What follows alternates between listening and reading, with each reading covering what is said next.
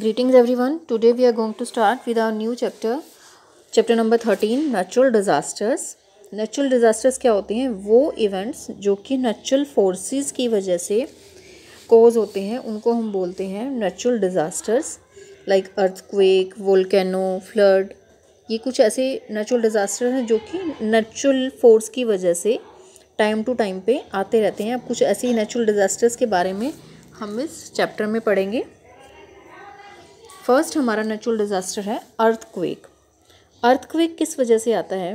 अर्थ के नीचे क्रस्ट, अर्थ हमारी जो है 3 पार्ट्स में डिवाइड है, क्रस्ट, मेंटल एंड कोर।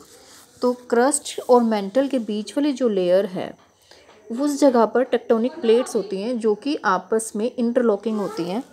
वो टेक्टोनिक प्लेट्स आपस में कई बार उनमें कुछ मूवमेंट होने की वजह से, क्योंकि वो लिक्विड फ्लूइड के ऊपर होती हैं, तो वो कई बार हिलने की वजह से, उनमें कुछ मूवमेंट होने की वजह से क्या हो जाता है, वाइब्रेशंस पैदा हो जाती हैं। और वाइब्रेशन जो है उसकी वजह से अर्थक्वेक आता है।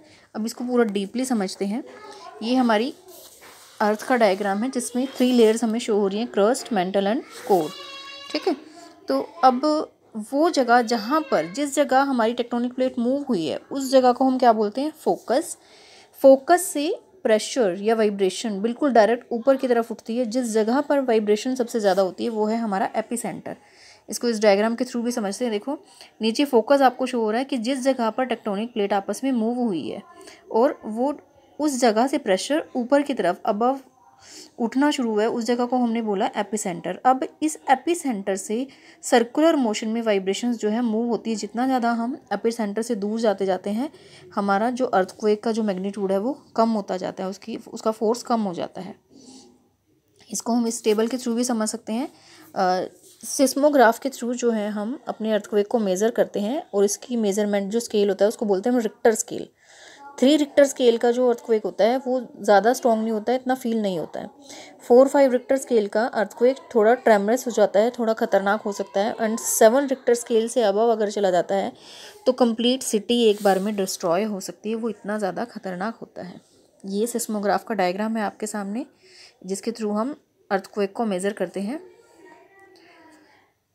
अब इसके इफ़ेक्ट्स क्या होते हैं? शेकिंग ऑफ बिल्डिंग्स हिलने लगती हैं, कोलैप्स हो जाती हैं पूरी की पूरी बिल्डिंग।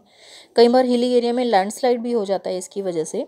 और अगर अर्थक्वेक हमारा ओशन या लेक या सी के नीचे की तरफ आता है तो उस जगह पर सुनामी भी उठती हैं and leading to fire in any case of damage to power lines. अगर पावर लाइन्स गिर जाती हैं या ख़राब हो जाती हैं तो वहाँ पर फायर भी लग सकती है। ये एक सुनामी का डायग्राम है आपके सामने।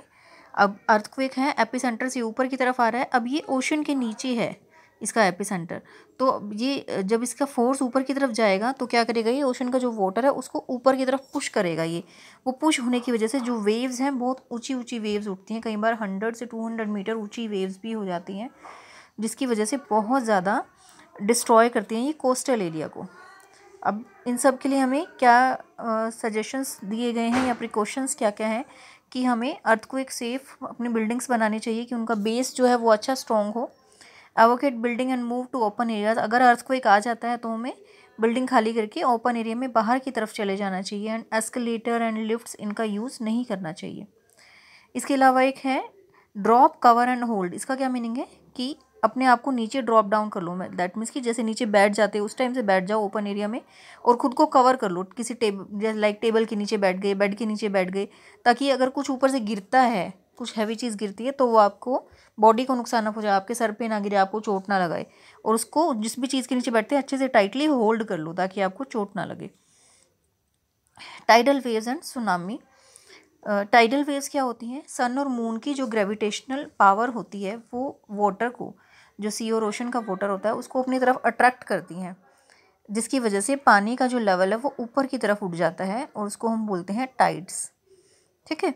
और सुनामी क्या होती है? सुनामी बहुत ज़्यादा स्ट्रॉन्ग वेव्स होती हैं जो कि एयर के ज़्यादा फोर्स की वजह से ओशन या सी में आती हैं। इनके इफ़ेक्ट्स क्या होते हैं? जो कोस्टल एरियाज़ होते हैं वो कई बार बिल्कुल पानी में डूब जाते हैं।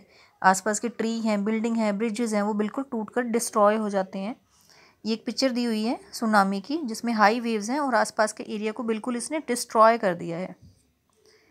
सेफ्टी मेजर्स में हम क्या कर सकते हैं? हम सुनामी के लिए follow warning and instructions telecasted by authorities की तरफ से जो भी इंस्ट्रक्शंस आती हैं कि इतने टाइम बाद अर्थक्वेक सुनामी आने वाला है, तो आप ये प्रिकॉशंस ले लो, लाइंग एरिया को है जो खाली कर दें, उस एरिया में ना रहें। तो इस टाइप की जो भी इंस्ट्रक्शंस अथॉरिटी की तरफ से आ रही है उनको बिल्कुल स्ट्रिक्टली फॉलो करना है। And electricity supply of that region is cut off, और पावर सप्लाई को बिल्कुल बंद कर देना है ताकि वाटर में करंट फैलने का डर ना रहे। नेक्स्ट हमारा है वोल्केनो, नेचुरल डिज़ास्टर। वोल्केनो क्या होता है? जब मोल्टन मैग्मा माउंटेन के नीचे वाला हिस्सा जो है उसमें लिक्विड फॉर्म में रॉक होती है, जिसको कि हम मोल्टन मैग्मा बोलते हैं या मोल्टन रॉक भी बोलते हैं उसे।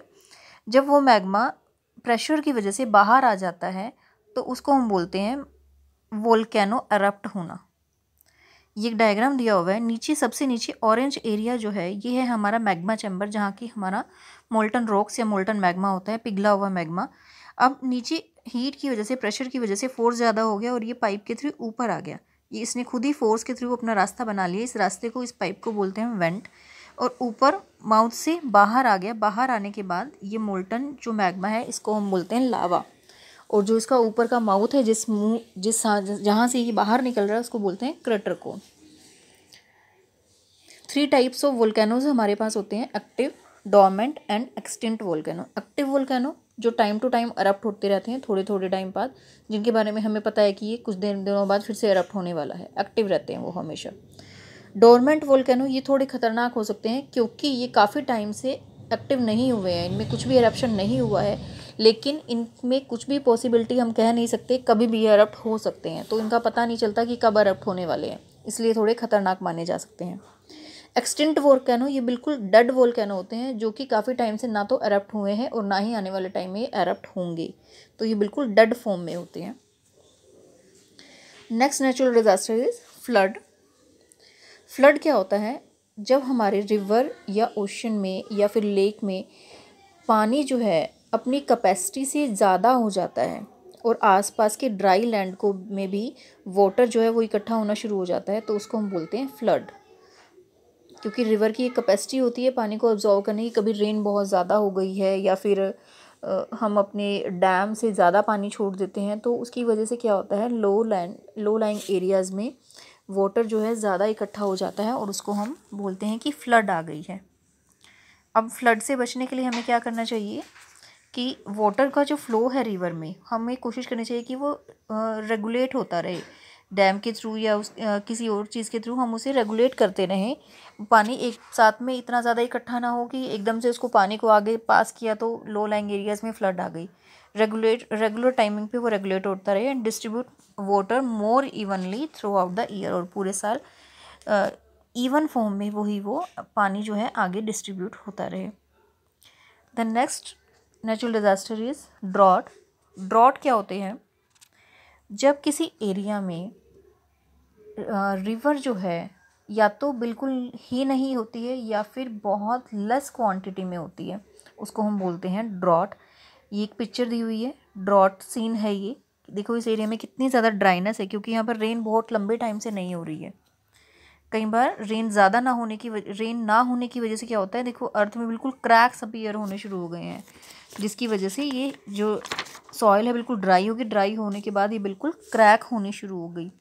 इंडिया के अंदर लाइक महाराष्ट्र, कर्नाटक, आंध्र प्रदेश, गुजरात, उड़ीसा, राजस्थान, ये कुछ एरियाज़ हैं जहाँ पर ड्रॉट जो है ऑलमोस्ट होता रहता है। ऐसा मतलब ये ड्रॉट प्रॉन एरियाज़ माने जाते हैं। अब इससे बचने के लिए हमें क्या कर सकते हैं हम लोग? वाटर रिजर्वर है या फिर रेन वाटर हार्वेस्टिंग प्लांट्स हैं वो लगा सकते हैं ताकि हम बारिश के पानी को कलेक्ट कर सकें उस एरिया में जहाँ पर रेन कम होती है और उस पानी को फिर रीयूज़ कर सकें। Next one is cyclone.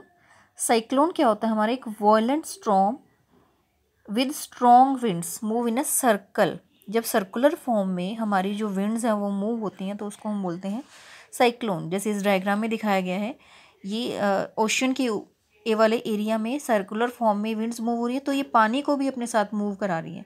उसके बीच में जो भी चीज़ आती है वो सब उसके साथ गोल गोल गोल गोल घूमने लग जाती हैं। कई बार ऐसा होता है कि बिल्डिंग्स तक, गाड़ियाँ भी, इतनी बड़ी बड़ी चीज़ें कि ये जो साइक्लोन है इतना ज़्यादा स्ट्रॉन्ग हो जाता है कि उसके बीच में अगर गाड़ी जा रही है तो उसको भी उड़ा लेता है अपने साथ। कोई बिल्डिंग है उसको भी, कोई पर्सन है उसको भी, मीन्स इतना ज़्यादा स्ट्रॉन्ग भी हो सकता है ये। Cyclone is a storm accompanied by very strong winds eight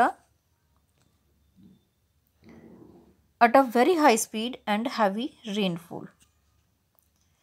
coastal area में इंडिया की ऑलमोस्ट जितनी भी कोस्टल बाउंड्रीज हैं ये ऑलमोस्ट साइक्लोन प्रोन मानी जाती हैं, क्योंकि यहाँ पर टाइम टू टाइम साइक्लोन आता रहता है। ये साइक्लोन आने के बाद का एक सीन है कि कितना ज़्यादा इसने सब कुछ डिस्ट्रॉय कर दिया है, पूरी बिल्डिंग्स, शिप्स वगैरह, एवरीथिंग। इफ़ेक्ट्स क्या हो सकते हैं साइक्लोन के? साइक्लोन की वजह से बिल्डिंग्स डिस्ट्रॉय हो सकती हैं कम्प्लीटली। पीने का पानी जो ड्रिंकिंग वाटर है उसकी सप्लाई बिल्कुल कम हो जाती है और बीमारियां ज़्यादा फैलती हैं, जो वाटर की वजह से, गंदे पानी की वजह से जो बीमारियां होती हैं लाइक जॉन्डिस, डायरिया, इस टाइप की जो बीमारियां हैं वो ज़्यादा फैलने लग जाती हैं। प्रिकॉशंस हम क्या कर सकते हैं कि अथॉरिटीज़ की तरफ से जो भी इंस्ट्रक्शंस आती हैं उनको क्लियरली सुने और उनको फॉलो करें। इसके अलावा जो लो लाइंग एरियाज़ हैं, जो कोस्टल एरियाज़ हैं, साइक्लोन टाइम पे हमें उनको खाली कर देना चाहिए, सी के आसपास का एरिया, और सेफ़ एरिया में चले जाना चाहिए। इस द नेक्स्ट वन इज़ कि हमें अपने पास first aid kit and essential food items, water वगैरह, ये सब चीज़ें हमारे पास स्टोर होनी चाहिए कि अगर कोई इमरजेंसी आ जाती है तो उसके लिए हमें प्रॉब्लम ना हो। तो इस तरह से यहाँ पर ये हमारा जो चैप्टर है वो ख़त्म हो जाता है। Thank you everyone for watching my video.